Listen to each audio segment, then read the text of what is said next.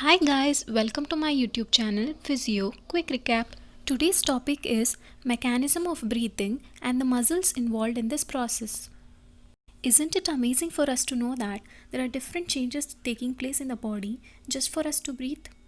Let me explain you inspiration in 3 simple steps. Step 1. Diaphragm is contracted and is pulled downwards. Ribs are raised due to contraction of external intercostal muscles. Step 2. Due to contraction of diaphragm and external intercostal muscles, the lung volume increases. As the lung volume increases, the pressure inside the lungs decreases. Step 3. As there is pressure gradient built between the atmosphere and the lungs, the air moves from the atmosphere into the lungs. Now let us know what happens during expiration. Step 1. Diaphragm relaxes and returns to its dome shape.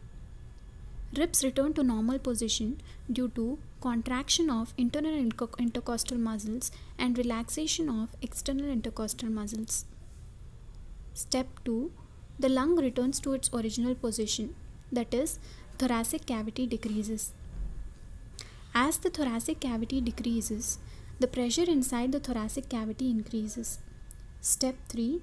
As there is pressure gradient built between the atmosphere and the lungs, the air moves from the lungs into the atmosphere.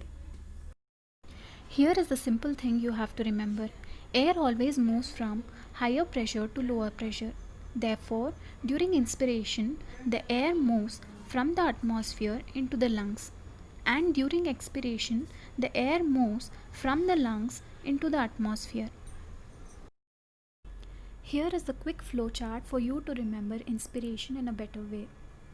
Inspiratory muscles contract, thoracic cavity volume increases, lungs are stretched and intrapulmonary volume increases. Intrapulmonary pressure drops down. Air flows into the lungs down its pressure gradient. During expiration, inspiratory muscles relax, expiratory muscles contract, thoracic cavity volume decreases, intrapulmonary volume decreases, intrapulmonary pressure increases. Therefore, air flows out of the lungs down its pressure gradient. Let us know what is pump handle motion and bucket handle motion in respiratory process. As you know, during inspiration, the ribs are raised and sternum is also raised. The raised sternum here is compared to the pump handle, and the raised ribs here are compared to the bucket handle. The pump handle movement increases the anterior-posterior dimension of the rib cage or thoracic cavity. Bucket handle movement increases the lateral dimension of the rib cage or thoracic cavity. This is a more simple diagram for you to understand the respiratory movements, that is pump handle movement and bucket handle movement. During pump handle movement, ribs are elevated and sternum is raised. This causes increase in anterior posterior diameter of the thoracic cavity. In bucket handle movement, the ribs are raised and lateral dimension of thoracic cavity increases. This is bucket handle movement and this is pump handle movement. Let us know the muscles of respiration. Muscles of inspiration. Core muscles of inspiration are external intercostal muscles and diaphragm. Accessory muscles of inspiration are sternocleidomastoid and pectoralis minor. External intercostal muscle elevates the ribs.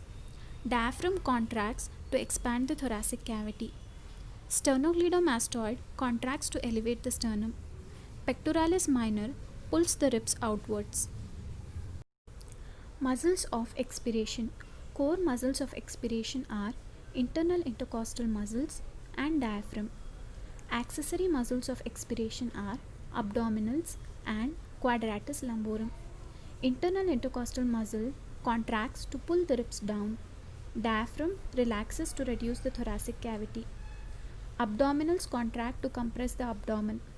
Quadratus lumborum pulls the ribs down. Please give your feedbacks in the comment section below. Thank you friends for watching this video. Stay tuned for upcoming videos.